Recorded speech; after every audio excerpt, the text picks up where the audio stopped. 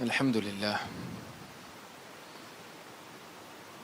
الحمد لله رب العالمين وصلى الله وسلم وبارك على سيدنا محمد وعلى آله وصحبه أجمعين سبحانك لا علم لنا إلا ما علمتنا إنك أنت العليم الحكيم اللهم نور لنا البصائر وصفي لنا السرائر ووسع لنا المشاهد وصفي لنا الموارد. Alhamdulillah.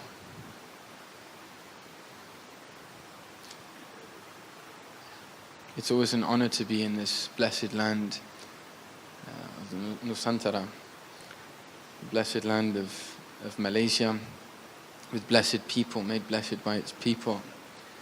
And the intention, inshallah, is this evening to share and to discover and to hopefully enter by the grace of God into some kind of state of transformation. The topic of this discussion tonight is related to life in the modern world, in urban climates, habitats. And I think it's a very timely topic. And one of the things that struck me first is, in England you won't see a title like that. Because in Malaysia you still have the difference between the city and the countryside. It's very apparent. You have countryside in England, but it's taken on a very city-like attitude because of the infiltration of contemporary mediums of the likes of television. Nobody watches television anymore because we all have the internet, and we have the convenience of the small screen and what we want to watch at any given time in any given place, given that the connection is reasonable. And what's interesting about that is that there is this assumption that this is progress, that this is a movement in the right direction, that this is a form of development and something that needs to be not only encouraged but celebrated. That's interesting.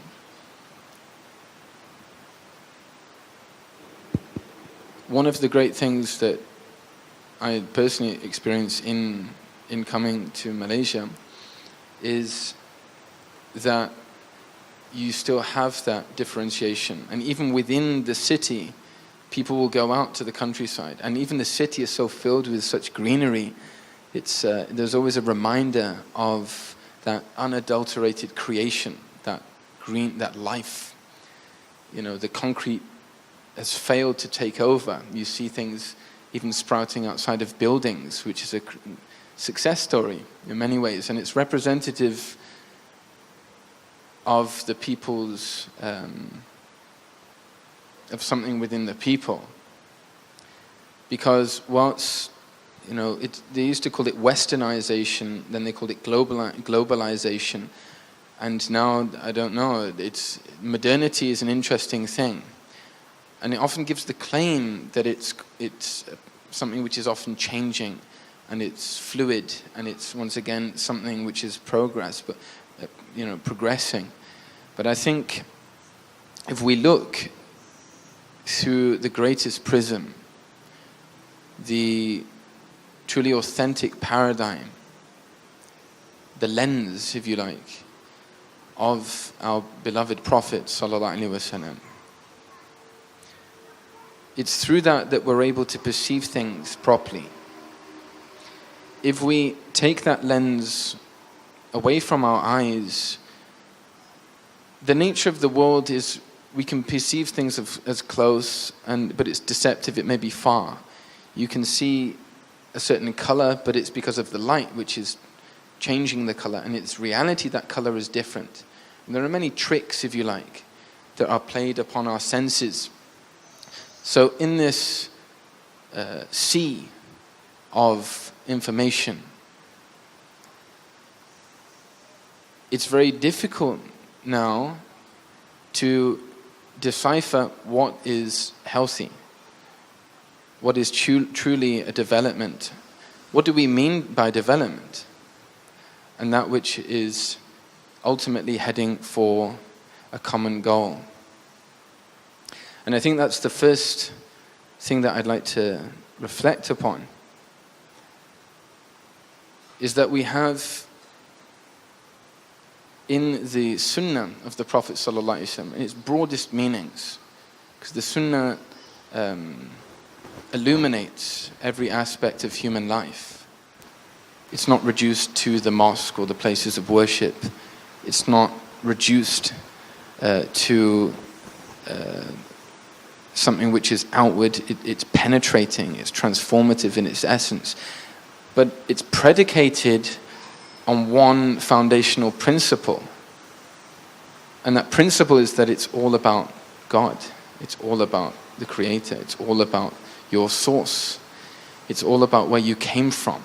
And the Sunnah are these practices or expressions, both inward and outward, to do with the heart, to do with the soul, to do with the limbs.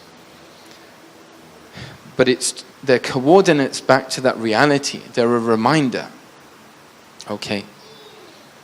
So, although we've developed in terms of maybe building slightly more interesting structural edifices, our architecture has become slightly more progressed, the Sunnah of the Prophet ﷺ is still relevant.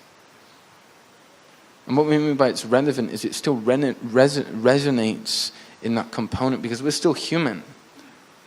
We're still, in spite of our degrees, in spite of our,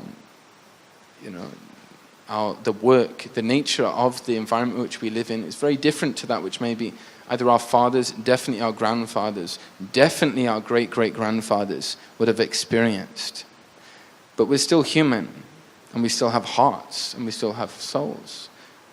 And as long as we still have hearts and still have souls, then the sacred way and the practice of the Prophet Muhammad ﷺ will always resonate, and it's always significant.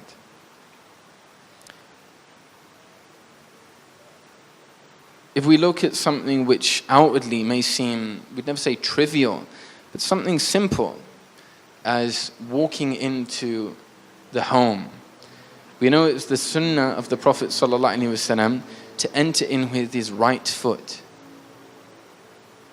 The Prophet ﷺ would enter his home with his right foot, meaning it was intentional. It was based upon purpose. It wasn't haphazard. It wasn't heedless. It was rooted in consciousness. Even as something as seemingly mundane of going in and out of an outward edifice, that you as a human being have a spiritual impact on the world around you. The Sunnah of the Prophet ﷺ not only recognizes this, but acts as a coordinate unto deepening this reality and experiencing it. This is why they say one of the signs of the people of God, the great men, the great women of Allah, is they're the most stringent people in following the way of the Prophet ﷺ. Why is that? Because everything he did was rooted in that source, and it came from that source. What relevance does that have now in our modern urban lifestyle? What does it mean to us? I'd say in many ways it's probably more important now than ever before. We're at the cusp of, let's say, at least to hesitate on the side of precaution, a potential revolution in artificial intelligence. The nature of the technologies now are completely different in an unprecedented way than maybe even they were 5 years ago. So what are they going to be like in 5 years' time and in 10 years' time? Because the rapidity is becoming more and more pronounced. It's not slowing down. It's becoming steeper and steeper. One of the things that they're discussing now in the realms of AI is consciousness. Because what makes a robot different to us? And you could say, well, it's obvious it looks like latex skin and their eyes are a bit kind of strange. You can tell it's not, there's something unhuman about it. You know, if you see these displays in the great shows in Hong Kong and parts of the, you know, in the Silicon Valley, you'll be able to detect instantaneously a robot from a human being, in spite of all of the great,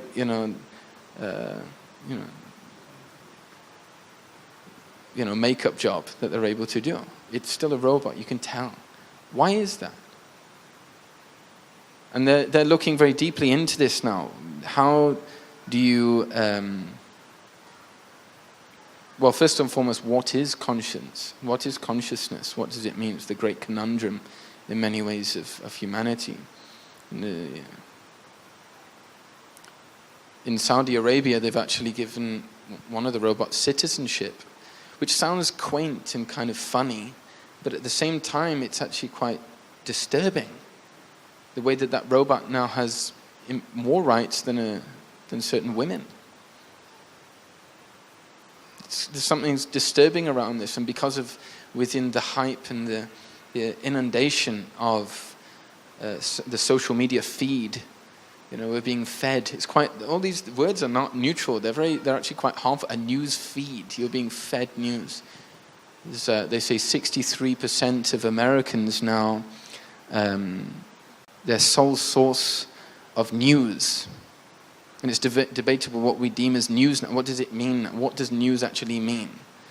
But their sole source of news is actually from social media.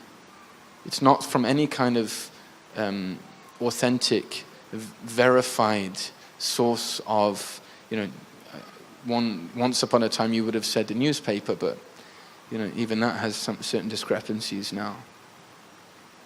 And that's probably the same. That's not something particular to the Americans. It's probably, the statistics are probably very similar in the UK. Probably very similar right here in KL. Because this is a global phenomenon. It's unprecedented.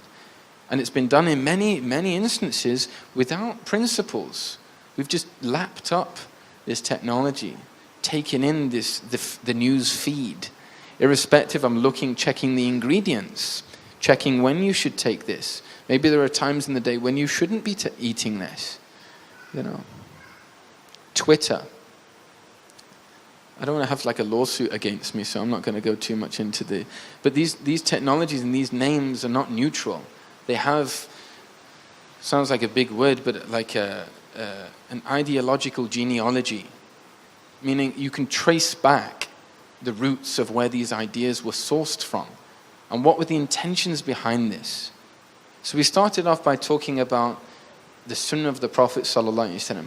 Everything he did is rooted in integrity. Everything he did was rooted in cultivating that human consciousness. Everything he did was a movement into not only being, but truly tasting and experiencing not who you are now, but who you could be. The pinnacle of your human potential. That's why walking into the house with your right foot is so important.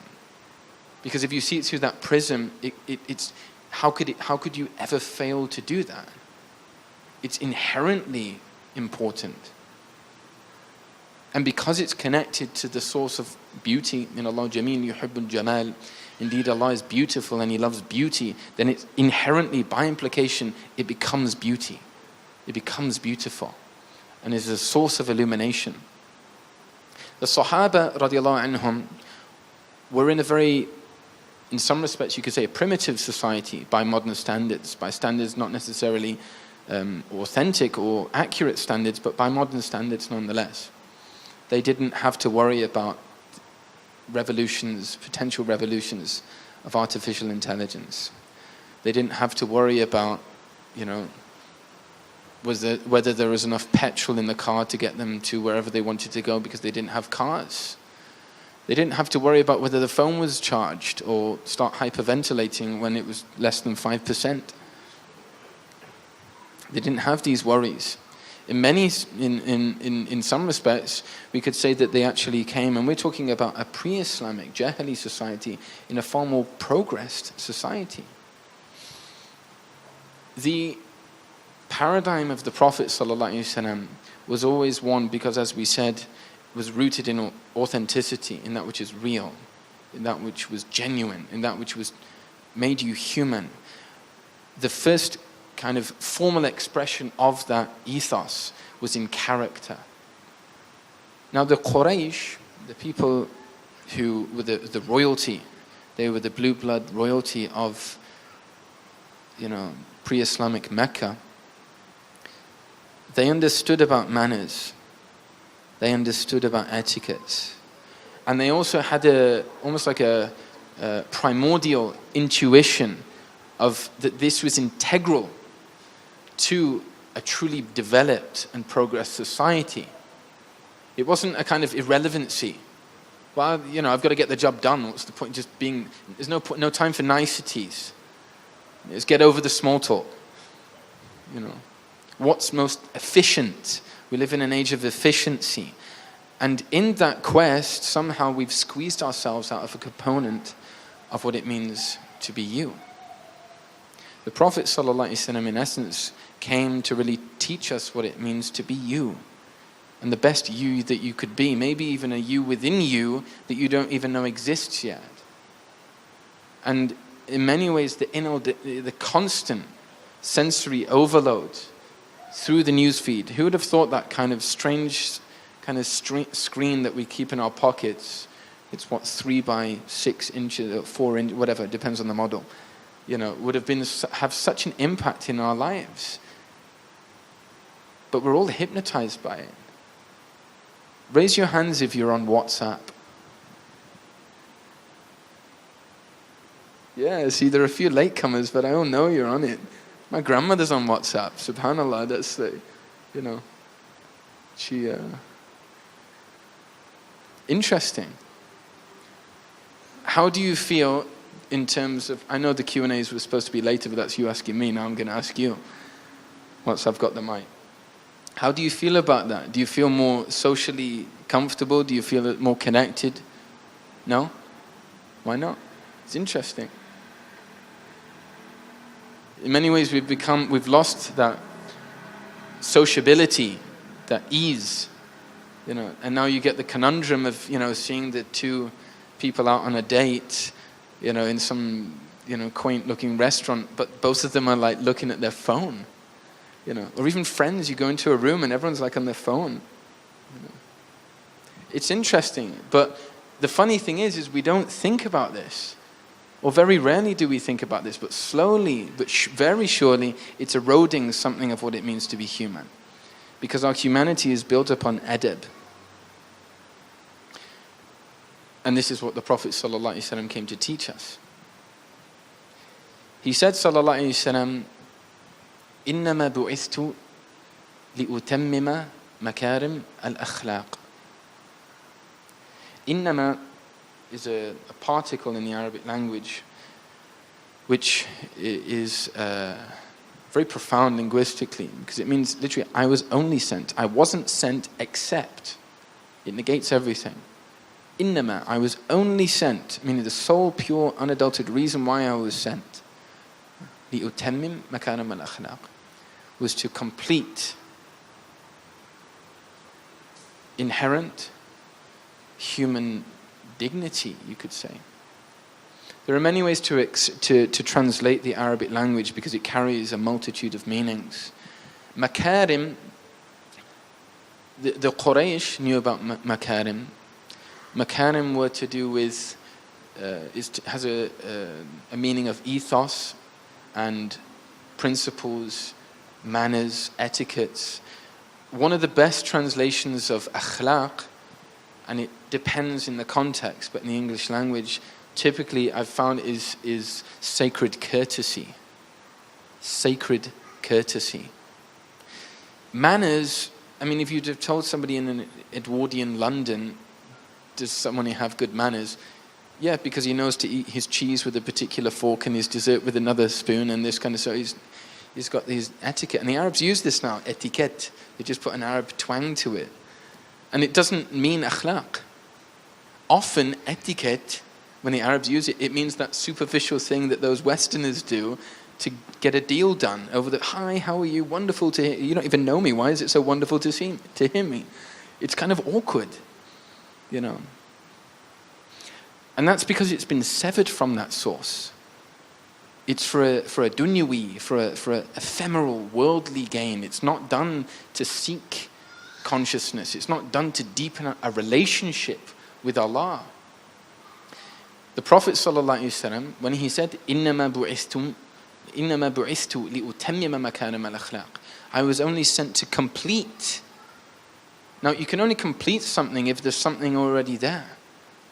You know, he didn't say, I came لِأُؤَسِّسْ, to like establish or found good character, because you guys are complete, you know, you've got nothing. No, the Prophet ﷺ honored that. And this is the way of his inheritors, you know, from authentic scholarship and the great saints and people of God, both men and women, that would come to the likes of Malaysia, is they didn't come and like scour out the indigenous culture. They honored it, but they also came with something that the indigenous people found needed to be followed, had to be embraced, because it was so beautiful. There was no real choice in many respects.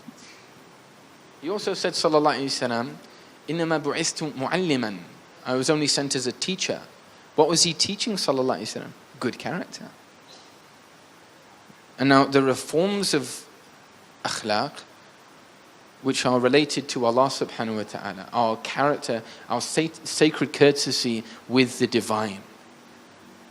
Some of those are so stringent, so important to our breathing, our spiritual inhaling and exhaling, they are rendered fard or wajib. There is a spiritual obligation to do this. You have to do it. Because there are implications if you don't. The lightness of the prayer in Islam is like the similitude of the head to its body. If the prayer is severed, it's like the head being severed. What use are we going to be to anyone if we go around, as they say, like a headless chicken? You know. But many of us, our states reflect that, because the salah hasn't really been taken its due consideration. It's our character with God. It's our akhlaq with Allah subhanahu wa ta'ala. It's our sila. And even linguistically, the word salah is related to sila. It's our relationship. It's our relationship with the divine.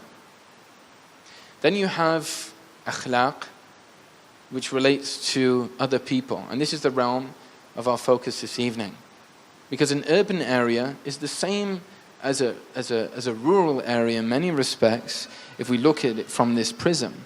Does it mean because we now have slightly busier schedules, slightly busier traffic jams to wade through, slightly taller buildings, that we lose our akhlaq, or that we reduce its significance? Well, this is city life. This is just, they do this in the countryside, it's nice and quaint, but it doesn't really have any relevance to me now. It doesn't if you're working on a linear level. And what's meant by working on a linear level is you're just worried about the way the person perceives you, or the impact you have on the people around you, or the society around you. Now, you know, what we were talking about before with the etiquette, that's really what that is. But adab is far more profound. And this is why, irrespective of how tall our buildings or our building materials, you know, progress, akhlaq is always relevant. Because it's not just rooted in the linear, it's rooted in the celestial and beyond the celestial. In fact, it's not even rooted in time, which is profound. It's beyond the temporal, it's beyond the spatial. What do we mean? It's for Allah. Allah created time. Time is part of His creation. Space is part of His creation. Now, how do we connect to that? Because that sounds like all well and good, but when I'm, 5 seconds late and I've ordered my, whatever it is at the restaurant and they're not bringing it on time, what relevance does that have? It has a relevance because you know that you're muhasib alayh. There's an accountability. One of the trends, or one of the kind of symbols of modernity, is in many respects a complete absence of accountability. Typically it would be the tribe. We can kind of giggle, as in like, tribes. That's kind of. I remember in Yemen when I went to. It was some kind of admin thing, I think, to do with the passport some time ago. They said, "What's your name?" So I said, "My first name." "What's your father's name?" I said, "My father's name." "What's your grandfather's name?" I gave my grandfather's name. "What's your tribe's name?" And I remember I just kind of giggled, and I told it to a friend, and he said, "Yeah, but you're the anomaly." We giggle, but we're the anomalies in human history, because everyone had a tribe. And we did have tribes up until some historical blip when William the Conqueror came to England, and he said, "It doesn't really work for me politically, so let's just make everyone individuals, because this is progress." It wasn't, it was just a more convenient way to now, use people. You're an individual. Dress how you want. I saw a t-shirt once in this trendy part of Manchester that says, "I'm an individual just like everyone else." And that really shows a lot, because people become afraid when they see these, expressions of the Sunnah as a kind of cardboard cutout. The Sunnah is not that. The Sunnah really deepens that and honors your individuality at the level of your soul, not just at the level of your overcoat or headgear or shoe style. It's much more profound. So, in a time now where we're all over tribes, because that was something that people did in ancient history, and all of these kind of things which we may have done generations ago, why is this relevant to us now? I'd say it's as relevant to every single one of us as God is, as Allah subhanahu wa ta'ala is.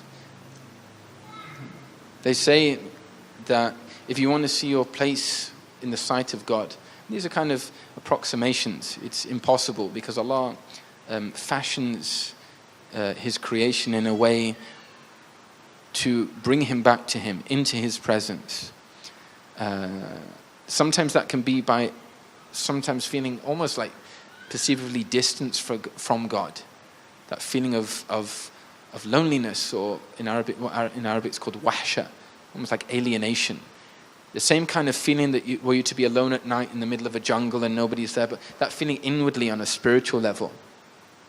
But sometimes Allah places that in a person in order to taste what it means to be found again. Not just you to find yourself, but to be found.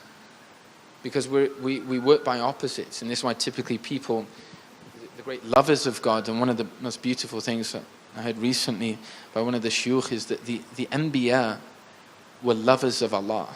They loved Allah. And we have to understand them like that. When we hear questions from the Anbiya like, Ya Rab, Aina Ajiduk? Oh my Lord, where can I find you? That's the question of someone that has love. Not just this kind of like coarse, dry, like lifeless, soulless entity to deliver a message. This is how we have to understand the messengers. Because our messenger, sallallahu alaihi wasallam, was the message. He himself was the message in everything that he did. And if we understand it like that, we start to understand or have some insight into the message. Alhamdulillah. So how do we know if God is important in our lives, if the creator, if the Al-Khaliq, the designer, the fashioner, subhanahu wa ta'ala, the one that's closer to you than your jugular vein, that's his reality which he claims about his own self. And it's a very important nuance to understand that this is not a tashbih. He doesn't say ka habarin warid, like the jugular vein. No, he's closer, not like the jugular vein. Closer. How much closer? Incomparably closer, uniquely closer. When? Right now. Right now. Allah's watching you, Allah's seeing you, not in a way that we watch or see, in a way which is befitting of the Creator, somebody that's limitless, bound by nothing. The one that if you place in a box, the only reality which is ultimately taking place is you're placing yourself in a box, because you can't be boxed. Complete unadulterated, limitless power, might, decree. Intense, very intense. But they say if you want to know where you're at with Allah, then look to where His Prophet ﷺ is with you. What does that mean? When we woke up in the morning, what was our first move? Does anyone want to answer? Is everyone shy? No. I don't want to expose people. I'm having a good opinion of you guys. I'm sure we all reach for our miswak and we all, inshallah, Ya Rab. This is the sunnah of our Prophet ﷺ. Typically the siwak has been, substituted for the mobile phone. Because our food intake is coming from a different source.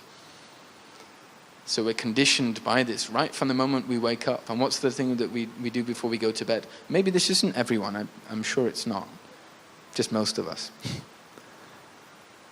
But it's these tools which condition us in the modern world, in urban societies. One of the great things about Tareem is 3 entire days, 3 times 24. There was no internet whatsoever. It completely, and not just in my house, because I could have just went to pay the bill, which you don't have to do here now because you can just do it on the phone. You have to actually go out and physically pay a paper bill. Remember those days? But no, the entire city was out of it.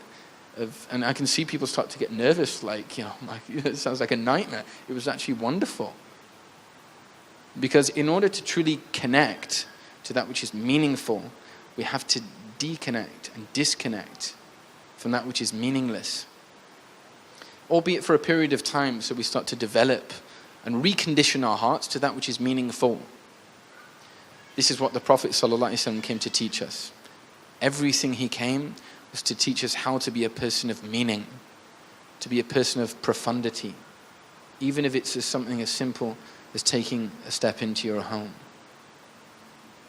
And I'd like to close with a hadith which encapsulates this, and to leave us all tonight upon that reflection and the opportunity to meditate somewhat upon the profundity of this hadith and how it impacts every single one of us in our context, in this urban context, in city life, in this great metropolis. How does this resonate with us? He said, sallallahu alaihi wasallam,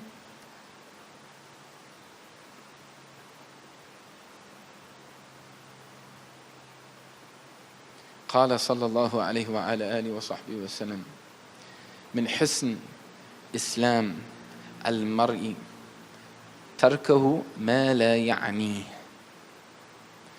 من حسن إسلام المرء تركه ما لا يعنيه.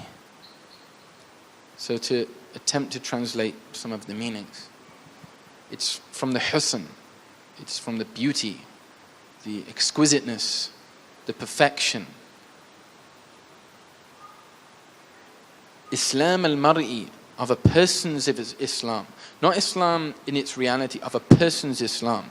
Because every single one of you is a form of, you're a filter for Islam. And what everyone experiences around is that which you filtered from that experience. That's why they say, فَاقَدُ شَيْءٍ لَا يُعْطِي. If you don't have anything, you're unable to pass it on. But by implication also, if you have something to give, you'll pass it on even if it's unintended. That's what, when people came to these lands, and the lands of the East African coast, from the progeny of the Prophet ﷺ and the progeny of his beloved Sahaba and these great scholars and saintly people, they illuminated people. Why? Because they themselves were illuminated. Min husn Islam al-mar'i, it's from the beauty of one's Islam. Not the beauty of Islam, the beauty of your Islam, a person's Islam. Tarkahu ma la ya'nihi.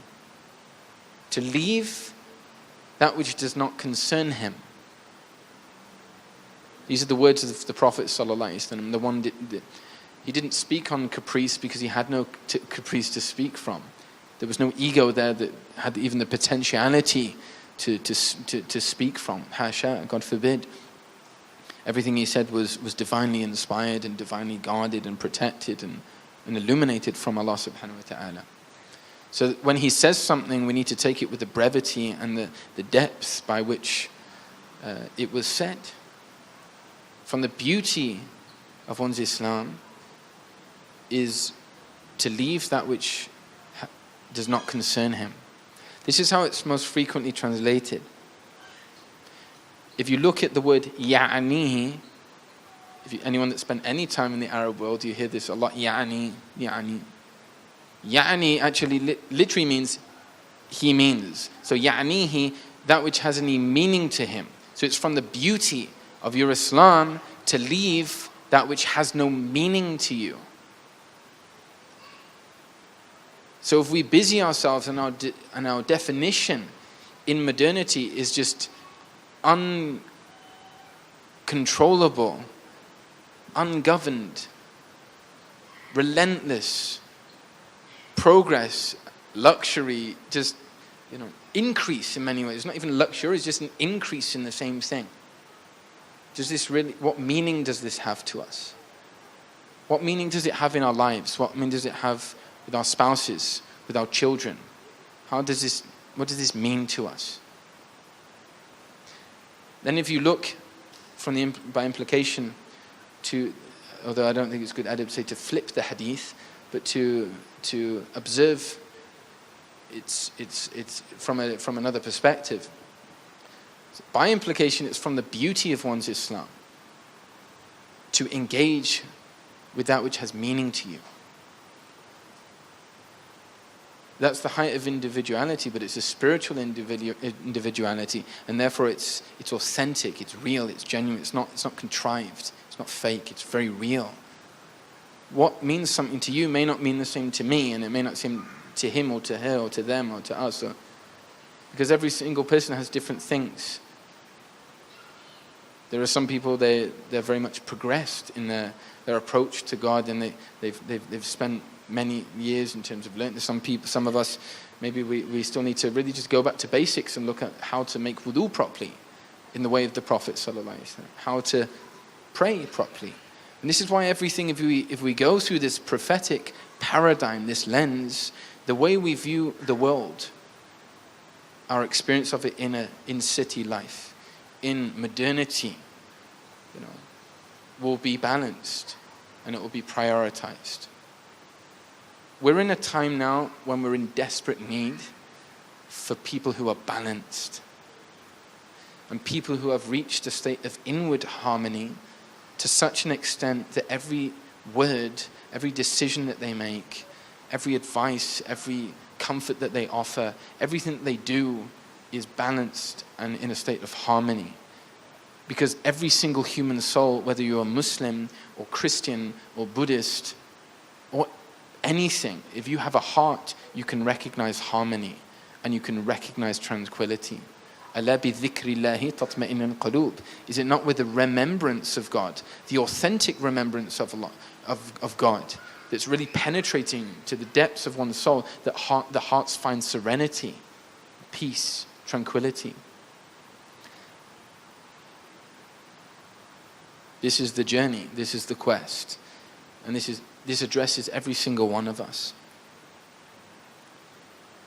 We ask that we become people of meaning, and inshallah, as people of meaning and that are concerned with our greater purpose and where we're heading, that we don't become distracted by the claims of progress and development. Rather, if there is genuine progress and development, we're conduits to help and assist. We're active members of society that serve our families and our friends and our loved ones and our community, and if Allah gives us the jurisdiction to go beyond that, we become active members of serving people in that which truly benefits them. This is the hal of the believer.